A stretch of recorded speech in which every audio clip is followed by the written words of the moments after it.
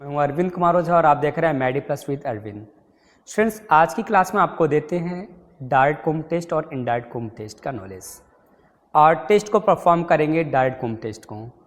आप समझेंगे कि डायरेक्ट कुम टेस्ट और इनडायरेक्ट कुम टेस्ट की ज़रूरत क्यों पड़ती है, कब डॉक्टर बोलते हैं कि आपको ये टेस्ट कराना है और क्या रीज़न होता है करने का, उसमें क्या चीज़ का ऑब्जर्वेशन होता है।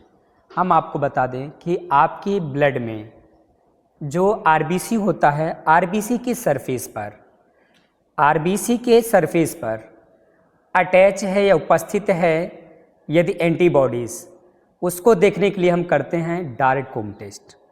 और वहीं दूसरी ओर अगर हमें करना है इनडायरेक्ट कुम टेस्ट, तो इनडायरेक्ट कुम टेस्ट के तहत पता चलता है यदि आपके सीरम और प्लाज्मा में एंटीबॉडीज़ उपलब्ध है या नहीं। इसको करने के लिए हमारे पास अपरेटस क्या है वो हम आपको बता दे रहे हैं, फिर इसको फर्दर यूज करते हुए हम बताते हैं कि कैसे डायरेक्ट कुम टेस्ट करते हैं। जैसा आप देख पा रहे हैं, ये हमारा रेक है जिसमें हमने सैंपल ले रखा है EDTA में, जिसका फुल फॉर्म होता है इथिलीन डायमेथाइलएसिटिक एसिड, क्योंकि कुम टेस्ट करने के लिए हमें EDTA ब्लड की ज़रूरत पड़ेगा। और उसके बाद में ये आपका ये ग्लास का ट्यूब है और ये हमारे पास रिजेंट है जिसे बोलेंगे एंटीग्लोबुलिन बोलेंगे, एंटी ह्यूमन सीरा का रेजेंट है जो अभी हम यूज में लेंगे। और इसमें हमारा जो है NS है, ये आपका माइक्रोपिपेट है, छोटा और बड़ा दोनों है, साथ में स्लाइड रखा हुआ है। ये सारी चीज़ें का उपयोग करते हुए हम डायरेक्ट कुम टेस्ट हम करते हैं। डायरेक्ट कुम टेस्ट के लिए हम बात करेंगे क्या, सबसे पहले EDTA का सैंपल जो हमने ले रखा है पेशेंट का, इसका बनाना है हमें सस्पेंशन बनाना है। क्या बनाना है? सस्पेंशन बनाना है। सस्पेंशन बनाएंगे कैसे, इसको हम बताएंगे 950, कितना 950 माइक्रोलीटर हमें लेना होगा नॉर्मल सलाइन और 50 माइक्रोलीटर लेना होगा ब्लड। कितना? 950 माइक्रोलीटर लेना होगा नॉर्मल सलाइन जिसे NS कहते हैं, और आपको 50 माइक्रोलीटर लेना होगा आपका होल ब्लड, क्योंकि आपने DTA में लिया हुआ है। और लेना किस में, हमें ग्लास वायर में लेना, ये हमने ग्लास ट्यूब ले रखा है। इसके लिए हम क्या करेंगे, जो हमारे पास ट्यूब है, जो हमारे पास माइक्रोपिपेट है, उसको सेट करेंगे 950 पे। 950 पे हमने सेट कर लिया है।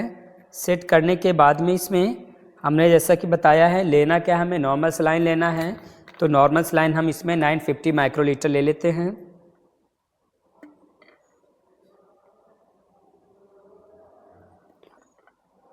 लेते समय हमें पेपेटिंग को ध्यान में बनाए रखना होगा कि पेपेटिंग के माध्यम से कहीं कंटामिनेट ना होने पाए और एक्यूरेसी होनी चाहिए आपका, नहीं तो डाइल्यूशन में परिवर्तन देखने को मिलेगा। ये मैंने 950 माइक्रोलीटर ले लिया नॉर्मल सलाइन। अब इसमें हमें करना क्या है, 50 माइक्रोलीटर होल ब्लड रहेगा,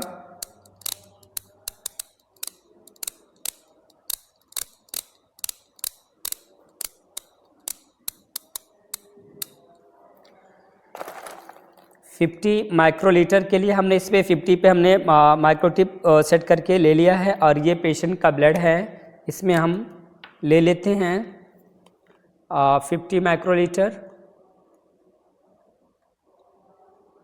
हाँ, 50 माइक्रोलीटर हमने ले लिया है। और लेने के बाद हमको ध्यान देना ये होता है कि किसी भी तरह से आपको बाहर इसके लगा नहीं होना चाहिए, इसमें बाहर फिलहाल नहीं लगा है।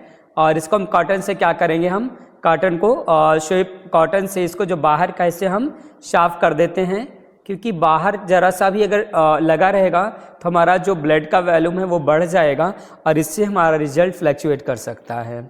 इसलिए हम क्या करेंगे, हमने नेट 50 माइक्रोलीटर ले रखा है, ये आप देख पा रहे होंगे। हमने जो लिया इसमें होल ब्लड लिया है, क्योंकि DTA से निकाल रहा हूँ सैंपल को। और इसमें हम 950 माइक्रोलीटर पहले से हमने ले रखा है क्या, नॉर्मल सलाइन, इसमें ऐड करेंगे सस्पेंशन बनाने के लिए।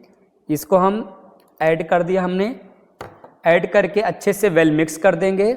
एक बात को बेटा और ध्यान देना होगा कि जब भी आप होल ब्लड लेंगे, होल ब्लड लेने के लिए आपको बिल्कुल आपको सुपरनेंट पार्ट से नहीं लेना है, इसको डीप अच्छे से करना है ताकि पूरी तरीके से आपका अच्छे से ब्लड आपका आए। ऐसा ना हो कि आप ऊपर सुपरनेंट पार्ट से ले लें और आपका पूरी तरह से वेल मिक्स ना हो, तो वेल मिक्स करके तभी आपको लेना है।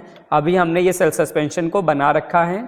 सेल सस्पेंशन को बनाने के बाद में एक दूसरी ट्यूब लेते हैं।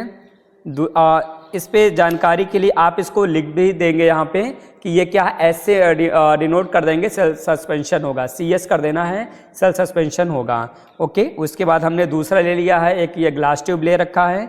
इसमें हमको करना क्या है, ध्यान देना है 50 माइक्रोलीटर, डिपेंड करता है आप पे, ज़रूरी नहीं है कि 50 लेना है, 50 ले सकते हैं, 100 ले सकते हैं या 2 ड्रॉप ले सकते हैं, लेकिन नॉर्मली लोग कितना लेते हैं, 50 माइक्रोलीटर हम लेते हैं। क्या, सेल सस्पेंशन। 50 माइक्रोलीटर हम क्या कर रहे हैं इसमें, सेल सस्पेंशन जो भी हमने बनाया हुआ है उसको मैं ले करके इसमें डाल लिया, दूसरे वाले में ये हमने ले लिया। और फिर सेकंड क्या करेंगे, 50 माइक्रोलीटर फिर से हम इसमें नॉर्मल सलाइन ऐड करेंगे, बराबर की मात्रा में होगा, जितना आपका होगा आपका सेल सस्पेंशन उतना ही हमने ले लिया। क्या, इसमें नॉर्मल सलाइन ले रखा है, इसमें हम फिर से मिक्स करेंगे,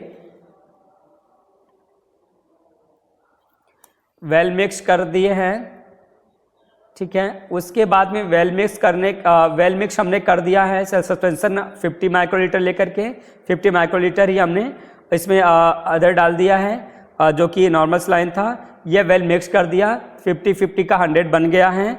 100 बनाने के बाद हम क्या करेंगे, इसको फिर से फिल करना है हमें, इसमें आपको वॉश करना। मेन मैटर ये सारी प्रक्रिया हम कर क्यों रहे हैं, RBC को देखने के लिए। तो RBC को देखेंगे कि उसके सरफेस पर एंटीबॉडी प्रेजेंट है, अटैच है या नहीं है। अगर अटैच है तो ठीक है, नहीं है तो उसको हम चेक करेंगे कैसे, माइक्रोस्कोपिक करके।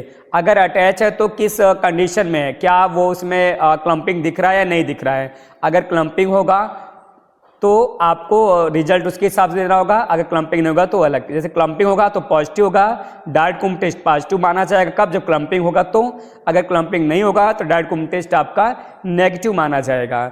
तो हमने बताया कि सेल सस्पेंशन के साथ में 50 माइक्रोलीटर हमने इसमें NS ले लिया है।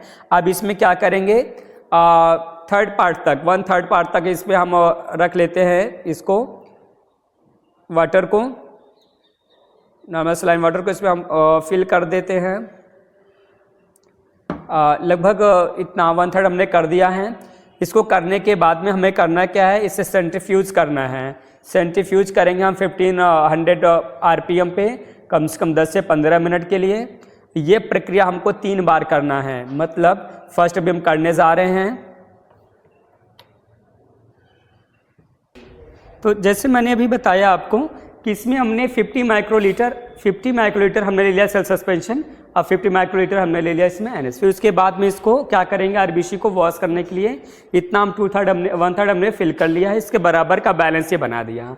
अब इसके बाद करेंगे क्या, हमें पहले तो चेक करना होगा क्या कि पहले से कहीं इसमें कुछ है तो नहीं, हमारे सेंट्रीफ्यूज मशीन में नहीं है, तो इसको हम आमने सामने बैलेंस बराबर करते हुए रखेंगे। और जैसा कि मैंने बोला 1500 RPM पे इसको हम चला देते हैं 50 मिनट्स के लिए। तो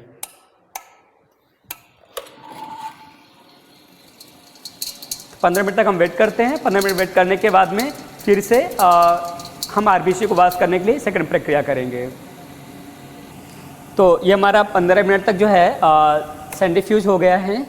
अब इसको हम निकालते हैं। निकालते समय कभी भी ध्यान देना है कि सेंट्रीफ्यूज को बीच में ज़बरदस्ती नहीं रोकना होता है, ना इसको टच करना होता है। अगर इस तरीके से कोई करता है तो हमारा जो ब्लड होता है वो हिमोलाइज होने के चांसेस होते हैं, क्योंकि वो अपनी गति से चल रहा है तो अपने हिसाब से उसको रुकना होता है। अक्सर मैंने देखा है, आप लोग भी देखेंगे इन फ्यूचर, आपके कलीग्स लोग करते होंगे कि चल रहा होता है ना, उसको क्या करते हैं, शक्तिमान बनकर के रोकते हैं। तो रोकने से क्या होगा, आपकी ब्लड हिमोलाइज होने के चांसेस होते हैं। तो ऐसा नहीं करना है। तो हम देखेंगे क्या कि हमारा यहाँ पे बिल्कुल पूरी तरह से रुक चुका है और इसको हम निकालेंगे।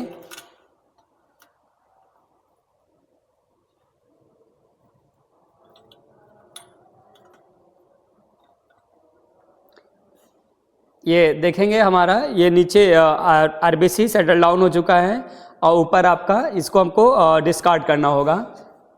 तो इस तरीके से देखेंगे क्या करेंगे, हमें बहुत कुछ इधर उधर नहीं करना है, सीधा सा इसको गिरा देना है। उसके बाद जो सेडिमेंट पार्ट बचेगा उसको अच्छे से मिक्स करके सेम इसी तरीके से जिस तरीके से अभी हमने लिया हुआ था, इसमें 1/3 लिया था आपका NS नॉर्मल सलाइन आरबीसी को वॉश करने के लिए सेम वही प्रक्रिया फिर करना है। और इसमें 1/3 हम लेने के बाद में क्या करेंगे, फिर से इसको सेंट्रीफ्यूज कर देंगे। सेंट्रीफ्यूज करेंगे इतनी देर के लिए 15 मिनट्स के लिए करेंगे 1500 RPM पे। तो ठीक है, इस पर हमारे पास ऑलरेडी पहले से है, तो इसको वॉश करने के लिए हम इसी में डाल दे रहे हैं। जरूरी नहीं है कि कितना भी हो, अभी इसमें हमारे इक्वल है, हमने इसमें डाल दिया है और बीच को वॉश करना है। सेम प्रक्रिया दूसरी बार कर रहा हूँ और फिर इसके बाद तीसरी बार ऐसे ही होगा। उसके बाद की प्रक्रिया हम बताएंगे कैसे हम इसको निकाल करके माइक्रोस्कोप पे चेक करते हैं, ठीक है ना। तो हम देखते हैं, फिर से इसको लगाएंगे इसमें सेंट्रीफ्यूज पे 15 मिनट के लिए।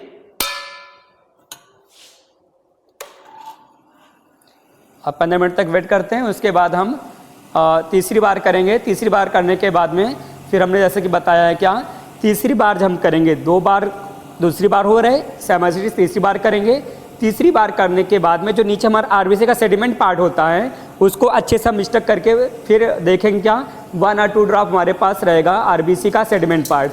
फिर उस आरबीसी के सेडिमेंट पार्ट को हम ले करके माइक्रोस्कोपिक के लिए स्लाइड पे रखेंगे 1 ड्रॉप उसको रखेंगे जो हमारा आरबीसी का सेडिमेंट पार्ट है, और 1 ड्रॉप हम रखेंगे एंटी ग्लोबुलिन का जो हमारा रिजेंट है। दोनों को वेल मिक्स करके फिर अंडर माइक्रोस्कोप उसको हम देखते हैं कि उसमें क्लम्पिंग दिख रहा है कि नहीं दिख रहा है। क्लम्पिंग अगर दिख रहा है तो डायरेक्ट कूम टेस्ट आपका पॉजिटिव है, अगर क्लम्पिंग नहीं दिख रहा है तो डायरेक्ट कूम टेस्ट आपका नेगेटिव है। तो इसको अभी हम आगे की प्रक्रिया करते हैं। तो अभी दूसरे के बाद अभी हमने ये तीसरी बार मैं आपको जो इसको हम सेंट्रीफ्यूज कर लिए हैं, ये लास्ट बार हमारा सेंट्रीफ्यूज हो चुका है। अभी हम क्या करेंगे, इसको निकालेंगे और निकालने के बाद जैसा मैंने आपको बताया है क्या कि इसको सेडिमेंट आरबीसी के सेडिमेंट पार्ट को स्लाइड पे रखेंगे, फिर एंटी ग्लोबुलिन जो हमारा रिजेंट है उससे मिक्स करके फिर माइक्रोस्कोप में इसको हम देखते हैं।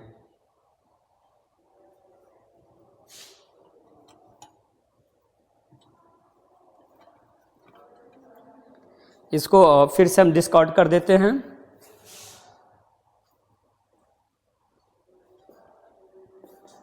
बस करो। हाँ, तो अब हम क्या करेंगे, हमने इसको जो है डिस्कार्ड करने के बाद का सेडिमेंट पार्ट का हम 1 ड्रॉप ले रहे हैं, इससे स्लाइड पे रखते हैं। कुछ इस तरीके से हमारे स्लाइड है।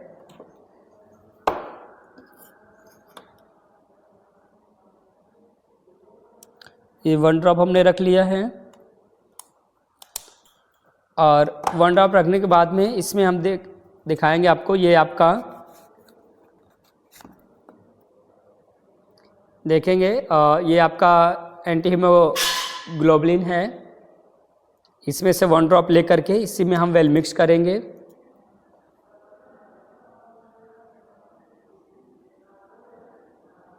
वन ड्रॉप इसमें हमने ऐड कर दिया। ऐड करने के बाद में इसको मिक्स करके हम माइक्रोस्कोप के पे देखेंगे। और इसके पहले हमें क्या करना रहेगा, हमने वेल मिक्स करने के बाद में इसको कवर स्लिप इस पे हम रख देंगे। कवर स्लिप से इसको ढक देते हैं।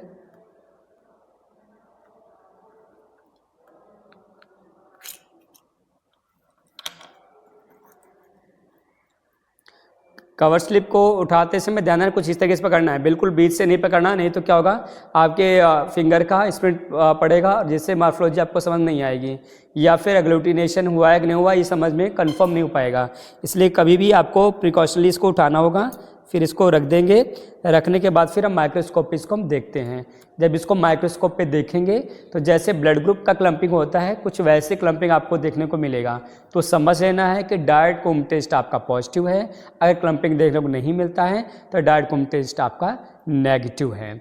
अब हमने बता रखा है पहले से आपको, एक बार फिर से लास्ट में बता देता हूँ कि इसको इसलिए करते हैं कि देखते हैं कि आरबीसी के सरफेस पर एंटीबॉडी आपका अटैच है या नहीं है यहाँ पे या नहीं है। इसको देखने के लिए हम इस टेस्ट को परफॉर्म करते हैं। So thank you, best of luck, have a nice time.